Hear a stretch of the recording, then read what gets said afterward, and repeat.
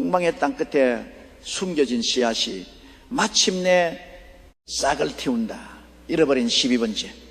지파가 돌아올 때 세상의 시간이 바뀐다. 예루살렘 구도심의 한 골목 36개의 좁은 돌계단을 내려가면 나타나는 낡은 서재에서 한 노인이 이 문장을 소리내어 읽었습니다. 그는 한숨에 멈췄습니다. 손이 떨렸습니다. 왜냐하면 그 문장은 그가 살아온 평생 동안 풀지 못했던 수수께끼의 마지막 조각이었기 때문입니다. 그 노인의 이름은 예호나탄 다비드. 예루살렘 구도심에서 30년 넘게 고대 문헌을 연구해온 카발라 학자이자 랍비였습니다. 그리고 그가 마침내 손에 쥔 그 문서는 2017년을 향해 정확히 겨냥된 예언이었습니다. 그 예언의 주인공은 놀랍게도 대한민국이었습니다. 이 이야기를 처음 들었을 때 당신은 아마 웃을지도 모릅니다. 유대 랍비가 한국을 예언했다는 것이 황당하게 느껴질 수 있습니다. 하지만 이 이야기를 끝까지 따라가다 보면 당신은 어느 순간 웃음을 멈추게 될 것입니다. 왜냐하면 이 예언은 하나의 이야기가 아닌 여러 협의실이 하나로 깨어지는 구조이고 그 실들이 너무도 정밀하게 지금 이 시간을 가리키고 있기 때문입니다. 게오나탄 랍비가 평생 추적했던 질문은 단 하나였습니다. 단 지파는 어디로 갔는가? 이스라엘의 12지파 중 단지파는 어느 순간 역사에서 흔적도 없이 사라졌습니다.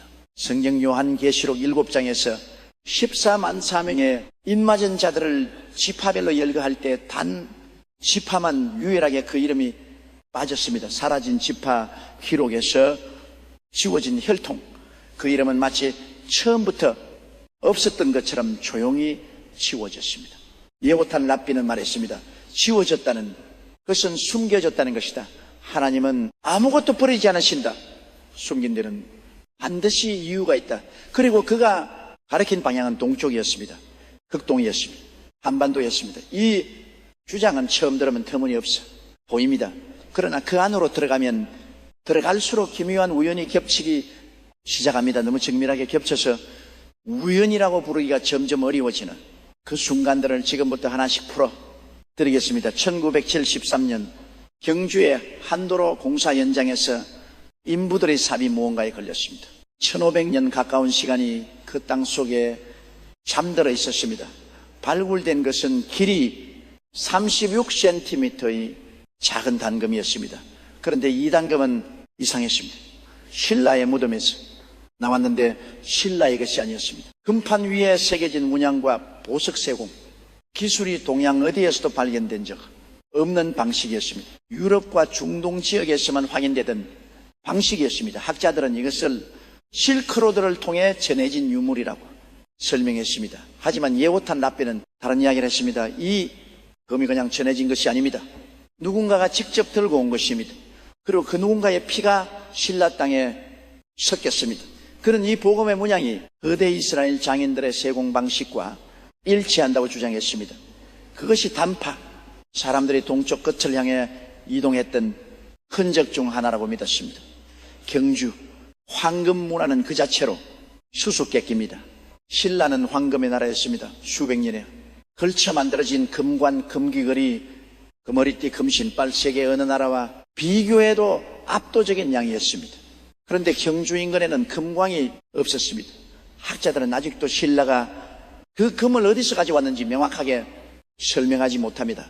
예나탄 랍비는 이렇게 말했습니다. 금이 있는 곳에 금을 다루는 사람들이 온 것이 아닙니다. 금을 다루는 사람들이 먼저 온 것입니다. 그들은 금세공을 신으로부터 부여받은 기술로 여기던 사람들이었습니다. 목을 가다듬음 이스라엘에서 솔롬 성전을 지을 때 금과 은을 다루던 주인공이 단 지파 출신이었다는 것은 성경 역대기에도 기록되어 있습니다. 단 지파의 어머니 쪽 혈통에서 태어난 장인이 성전의 모든 귀금속 세공을 담당했습니다. 그런데 더 놀라운 것이 있습니다. 신라의 금관 위에는 반복적으로 나타나는 문양이 있습니다. 위로 뻗은 가지들 나무 형태의 모양학자들은 이것을 나무를 숭배하는 자연신앙의 상징이라고 설명해 왔습니다. 그러나 예호탄 랍비는 그 형태를 보는 순간 전혀 다른 단어를 떠올렸다고 합니다. 에츠, 하하임, 히브리어로 생명나무입니다. 에덴 동산의 중앙에 서 있던 그 나무, 하발라 신비주의에서 우주의 구조를 상징하는 그 도형 예어탄 라비는 신라 금관의 문양과 카발라의 생명나무 도형을 나란히 놓고 한참 동안 말도 하지 못했다고 합니다. 그리고 그는 조용히 이렇게 말했습니다. 그들은 잊었지만 기억하고 있었습니다. 이것이 우연이라면 하나의 우연입니다. 그런데 우연은 여기서 멈추지 않습니다. 1948년 세상에서 동시에 두 나라가 탄생했습니다. 5월 14일 이스라엘이 건국을 선포했습니다. 8월 15일 대한민국이 정부 수립을 선포했습니다. 같은 해 같은 계절에 공기 속에서 두 민족이 각자의 땅에서 다시 일어선 것입니다. 2년 가까이 흩어졌던 유대민족이 팔레스타인 땅으로 돌아왔고 36년간 일제 억눌렸던 한국민족이 다시 자신의 이름을 찾았습니다. 예호나탄 라비는 이것을 목을 가다듬은 단순한 역사적 우연으로 보지 않았습니다. 그는 오랜 문헌 연구 끝에 이 두 사건이 같은 예언적 패턴의 부분이라고 결론 지었습니다. 같은 시간에 부름을 받은 두 형제, 그것이 그가 기록한 문서 첫 줄의 문장이었습니다. 그리고 두 나라는 비슷한 시련을 겪었습니다. 이스라엘은 건국 직후 5아랍 국가의 침공을 받았고 한국은 건국 직후 북한의 침공을 받았습니다. 둘 다 분단의 아픔을 안고 있었습니다. 이스라엘은 동예루살렘과 서예루살렘으로, 한반도는 남과 북으로. 그러나 이스라엘은 1967년 6.1 전쟁을 통해 예루살렘을 통일했습니다. 그 통일에서 정확히 60년이 지난 시점 한반도에서는 무슨 일이 일어날 것인가? 예호탄 라비는 자신의 문서에 이렇게 적었습니다. 형제는 형제의 길을 따른다. 늦게 오는 자가 더 빨리 달린다. 여기서 70이라는 숫자가 등장합니다. 이스라엘의 예언적 역사에서 70이라는 숫자는 반복적으로 나타납니다. 예레미야가 예언한 바빌론, 유수 하나님의 심판과 회복 사이에 시간 선지자들은 이스라엘이 하나님을 저버린 죄에 대해 70년의 시련을 받은 뒤 해방된다고 예언했습니다. 그 예언은 정확히 이루어졌습니다. 그런데 예호탄 라비는 이 패턴이 단 지파의 후예들에게도 동일하게 적용된다고 보았습니다. 한국의 분단은 1945년에 시작되었습니다. 그로부터 70년이 되는 해. 그리고 다시 세월이 흐릅니다. 그는 또 다른 문서를 펼쳤습니다. 형벌의 70년이 끝나고 새로운 70년이 시작될 때 잃어버린 땅에 생명의 물이 솟는다. 예호나탄 라비는 2027년을 가리키며 이렇게 말했습니다. 이해가 그 시작입니다. 2017년 이해를 두고 예나탄 라비만이 이야기한 것이 아닙니다. 기묘하게도 시간과 공간을 달리한 여러 목소리들이 이 해를 향해 수렴합니다.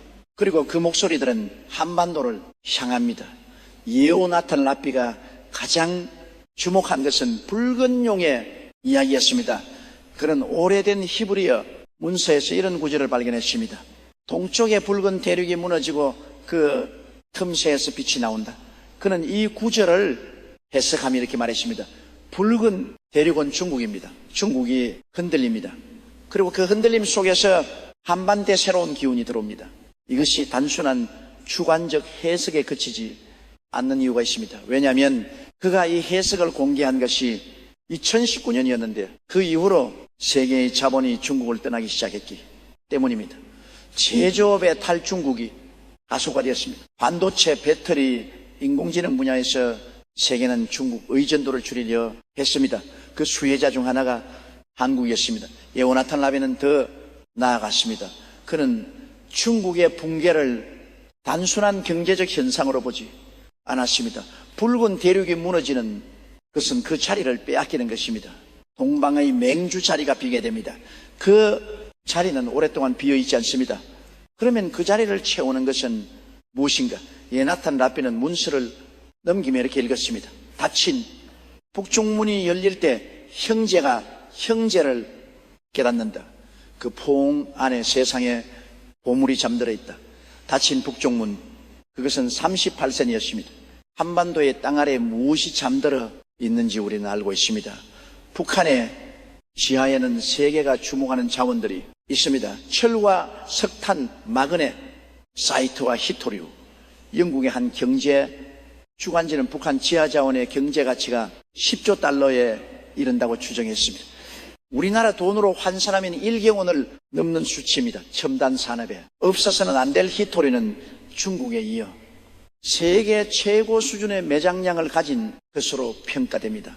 스마트폰과 전기차, 인공지능 서버와 방산, 무기까지 현대 문명이 작동하는데 반드시 필요한 원소들이 38선 북쪽 땅 속에 가득합니다. 그런데 그 땅은 아직 열리지 않았습니다. 봉인되어 있습니다. 예허나탄 납비는 말했습니다.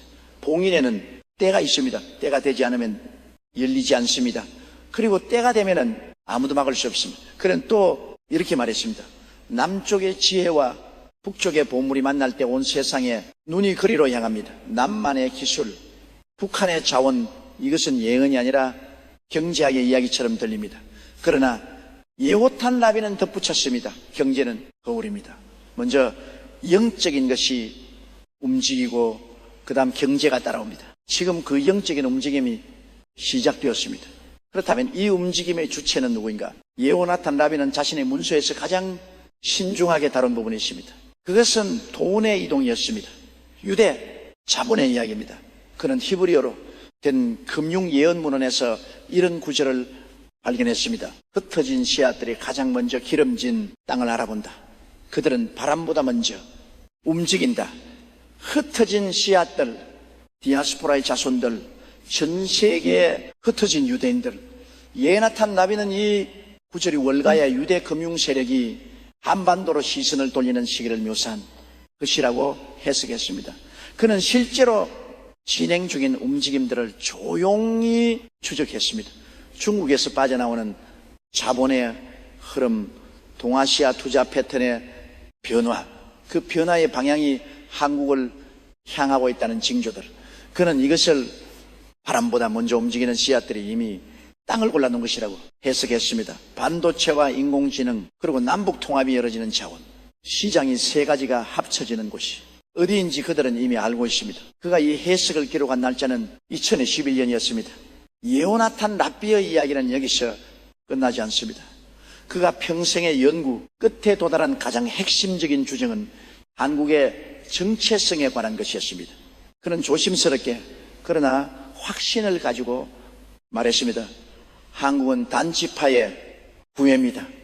그것이 사실이라면 한국이 겪는 시련의 의미가 완전히 달라집니다. 한 지파 이스라엘의 시비, 지파 중 하나였던 그 혈통은 아수르에 의해 북이스라엘이 멸망한 뒤 기록에서 사라졌습니다. 그들이 어디로 갔는지 아무도 모릅니다. 일부 연구자들은 그들이 중앙아시아를 거쳐 점점 동쪽으로 이동했다고 봅니다. 기원전 722년 이후 수백 년에 걸쳐 이동했다면 그들은 최종적으로 어디에 닿았을까요? 예호탄 랍비는 말했습니다. 지도를 동쪽으로 계속 가면 바다에 막힙니다. 그 바다 앞에 반도가 있습니다. 그곳이 끝입니다. 그곳이 그들이 멈춘 곳입니다. 반도에 정착한 사람들은 자신들의 기운을 잊어갔습니다. 언어도 달라졌고 풍습도 달라졌습니다. 그러나 무언가는 남았습니다. 유전자도 문화도 어쩌면 금을 다루는 손끝의 감각도 흥미로운 그것은 한국 문화와 고대 유대 문화 사이에 몇 가지 기묘한 유사점들입니다. 음식을 먹기 전에 손을 씻는 정결, 의식 흰 옷을 입고 애도를 표하는 문화, 어른 앞에서는 술을 돌려 마시지 않는 이해법 조상에 대한 제사와 기억의 중요성이 것들이 증거가 될 수는 없습니다. 그러나 예호탄 랍비는 이렇게 말했습니다. 증거는 기억이 아닌 뼈 속에 있습니다. 그리고 뼈 속에 기억은 시간이 지나도 사라지지 않습니다. 그는 특히 한국 민족이 가진 고통의 깊이에 주목했습니다. 어떤 민족이 이렇게 깊이 울 수 있습니까? 어떤 민족이 슬픔을 그렇게 정교하게 노래로 만들 수 있습니까? 이 깊이는 하루아침에 생기는 것이 아닙니다. 수천 년에 걸친 이산과 억압, 그리고 그럼에도 놓지 않은 무언가가 만들어내는 것입니다. 그는 한국의 한이란 정서를 두고 오래 생각했습니다. 그것은 이스라엘의 애가와 닮아 있습니다. 예레미야가 예루살렘의 멸망을 보며 쓴 그 노래와 그러나 예언은 슬픔에서 끝나지 않습니다. 예후탄 랍비는 말했습니다. 한 해 끝에는 반드시 하늘이 응답합니다. 이스라엘의 역사가 그것을 증명합니다. 그리고 잃어버린 단 지파의 후예들도 같은 응답을 받을 것입니다. 그가 가장 반복해서 이야기한 예언 구절이 있었습니다. 그것은 이사야서의 한 구절에서 비롯된 해석이었습니다. 땅끝에 씨앗 두려워하지 말라. 내가 너를 강하게 하고 너를 돕겠다. 요나탄 랍비는 이 구절의 히브리어 원문을 분석하며 이렇게 말했습니다. 땅끝이라는 단어가 정확히 의미하는 것은 아무도 더 이상 갈 수 없는 곳입니다. 지구의 동쪽 끝 바다에 막힌 반도 그것을 씨앗에게 말하는 것입니다. 그는 잠시 멈췄습니다. 그리고 조용히 덧붙였습니다. 두려워하지 말라. 그 말이 이미 모든 것을 담고 있습니다. 그런데 예후탄 랍비의 예언은 단지 영적인 영역에만 머물지 않습니다. 그는 놀랍도록 구체적인 시간대를 이야기했습니다. 그가 주목한 것은 2027년의 특별한 의미였습니다. 하발라 수비학에서 2027년은 특별한 숫자의 배열을 가져냅니다. 그는 이 해를 두고 이렇게 말했습니다.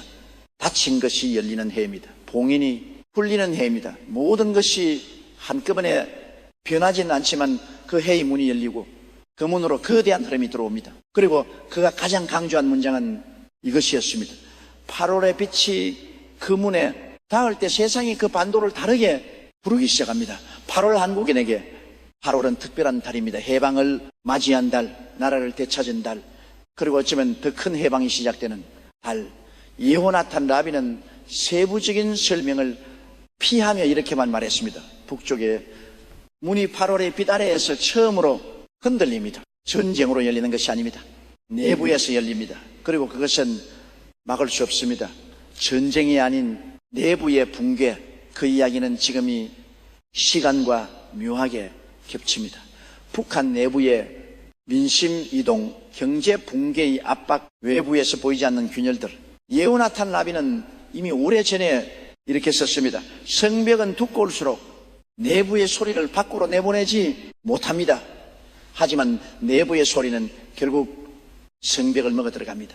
그리고 성벽이 무너질 때 그 안에 무엇이 있는지 세상이 알게 됩니다. 예후탄 랍비는 그것을 잠든 보물의 눈뜸이라고 불렀습니다. 물론 이 모든 것이 현실이 되기 위해서는 조건이 있습니다. 예후나탄 랍비는 그 조건을 이렇게 말했습니다. 축복은 준비된 그릇에 담깁니다. 그릇이 없으면 아무리 물이 쏟아져도 담을 수 없습니다. 그릇이란 무엇인가 그는 말했습니다. 하나로 모인 마음입니다. 분열된 민족에게는 세상에 부도오지 않습니다. 그는 한국의 내부 분열을 가장 큰 위협으로 보았습니다. 좌와 우, 남과 북의 개념이 아닌 같은 편끼리 갈라선 마음의 분열, 그 분열이 봉인을 다시 닫을 수 있습니다. 이 경고는 예언이라기보다 간절한 당부처럼 들렸습니다. 예후탄 랍비는 또 다른 상징의 이야기를 했습니다. 그것은 홍익인간이라는 개념이었습니다. 그는 이 개념을 처음 들었을 때 매우 긴 침묵에 빠졌다고 합니다. 그리고 말했습니다. 이 말이 존재한다는 것을 나는 몰랐습니다. 그런데 이 말은 우리가 가장 오래된 예언서에서 읽어온 메시지와 다르지 않습니다. 홍익인간, 널리 인간을 이롭게 하라. 예후나탄 랍비는 이것을 단군일의 한국 민족에게 심겨진 씨앗으로 보았습니다. 이 씨앗을 가진 민족이 세상의 중심이 되면은 세상이 조금 더 나은 방향으로 갑니다. 그것이 이 민족이 그 자리에 있어야 하는 이유입니다. 서구 문명의 한계는 지금 뚜렷해지고 있습니다. 개인주의의 극단의 공동체를 해체했습니다. 물질주의의 승리가 정신의 공허함을 남겼습니다. 예후나탄 랍비는 말했습니다. 서쪽의 나무가 열매를 너무 많이 맺어가지가 부러집니다. 그때 동쪽에서 새로운 씨앗이 뿌려집니다. 그 씨앗이 무엇인지 그는 직접 말하지 않았습니다. 그러나 그의 눈은 분명히 동쪽을 향하고 있었습니다. 한반도를 향하고 있었습니다. 지금 이 글을 읽는 당신은 묻고 싶을 것입니다. 이것이 사실인가? 랍비의 이야기는 검증된 것인가? 그리고 이 모든 예언이 실제로 이루어질 것인가? 그 질문에 예호나탄 랍비 자신이 대답합니다. 그는 이렇게 말했습니다. 나는 사실을 말하는 것이 아닙니다. 씨앗을 말하는 것입니다. 씨앗이 나무가 될지 쓰레기가 될지는 땅에 달려 있습니다. 그리고 그 땅은 사람입니다. 예언은 운명이 아닙니다. 예언은 가능성입니다. 예호나탄 나비의 이야기에서 가장 반복되는 단어는 결국 하나였습니다. 준비. 그릇 분열을 넘어선 하나됨. 그것이 없다면 세상의 자본도, 땅속의 자원도, 하늘의 축복도 한반도를 지나칩니다. 그러나 그것이 있다면 예호나탄 나비의 말대로라면 2027년은 단순한 연도가 아닙니다. 이제 이 모든 이야기가 하나의 그림을 향해 수렴하기 시작합니다. 라비의 문서 경주의 황금복음 1948년에 두 나라 70년의 숫자 봉인된 북쪽의 문 그리고 땅속에 잠든 세상의 보물 각각 흩어져 있던 조각들이 맞춰지기 시작합니다. 그리고 예호나탄 라비는 이 모든 이야기의 마지막 페이지에 이렇게 썼습니다. 잃어버린 자는 잃어버린 줄도 모릅니다. 그러나 때가 되면 거울을 보게 됩니다. 거울 속의 얼굴을 처음 알아보는 그 순간이 모든 것의 시작입니다. 거울. 예호나탄 라비는 한반도를 거울의 땅이라고 불렀습니다. 자신의 진짜 얼굴을 마침내 알아보는 땅. 당신은 그 거울 앞에서 있습니다. 그리고 질문이 남습니다. 그 거울 속에서 당신은 무엇을 보고 있습니까? 랍비가 말한 잃어버린 씨앗의 얼굴을 보고 있습니까? 아니면 아직도 분열과 두려움의 얼굴을 보고 있습니까? 예언은 시간을 초월합니다. 예언은 가르쳐 주는 것이 아닙니다. 예언은 물음을 던집니다. 그리고 그 물음에 어떻게 답하느냐가 결국 예언이 현실이 되는지 아닌지를 결정합니다. 예탄 라비는 이렇게 말했습니다. 씨앗은 이미 심어졌습니다. 물을 줄 것인지 말 것인지는 당신의 손에 달렸습니다. 27년 그 해까지 우리에게 남은 시간이 있습니다. 닫힌 문이 흔들리기 시작하는 그 해까지 봉인된 보물이 눈을 뜨기 시작하는 그 해까지 예호탄 랍비는 예루살렘의 낡은 서재에서 두꺼운 문서를 덮으며 마지막으로 이렇게 말했습니다. 나는 이 이야기를 수십 년간 혼자 들고 있었습니다. 하지만 이제 때가 되었습니다. 왜냐하면 이야기가 혼자 살아 움직이기 시작했기 때문입니다. 예언은 살아 있습니다. 그리고 지금 이 순간 그 예언은 당신의 귀에 도달했습니다. 이야기가 당신에게 닿은 것 자체가 이미 어떤 신호일지도 모릅니다. 우리는 지금 거대한 전원의 문 앞에서 있습니다. 예호탄 랍비가 평생을 들여 맞추 퍼즐의 조각들이 이제 거의 모두 자리를 잡아가고 있습니다. 단 지파의 기억 경주의 황금빛 1948년의 동시 한생 분단의 70년 땅속의 보물 흩어진 자본의 귀환 그리고 2017년 8월의 빛이 모든 것이 하나의 문장을 가리키고 있습니다. 잃어버린 자가 돌아온다. 그리고 그 돌아옴 안에 세상을 바꿀가 담겨 있다고 예언탄 랍비는 믿었습니다. 물론 예언이 예언으로 끝나는 경우도 있습니다. 그러나 예언이 현실이 되는 경우도 있습니다. 그 차이는 준비에 있다고, 마음의 통합에 있다고, 그리고 자신이 누구인지 아는 것에 있다고. 이 늙은 랍비는 평생 동안 말했습니다. 예루살렘 구도심의 그 낡은 서재에서 그는 오늘 또 촛불 하나를 켜놓고 앉아 있을지 모릅니다. 그리고 동쪽을 향해 기도합니다. 그들이 자신을 기억하기를, 그리고 그 기억이 그들을 하나로 모으기를. 예언은 답이 아닙니다. 예언은 거울입니다. 그리고 지금 당신의 눈앞에 그 거울이 놓여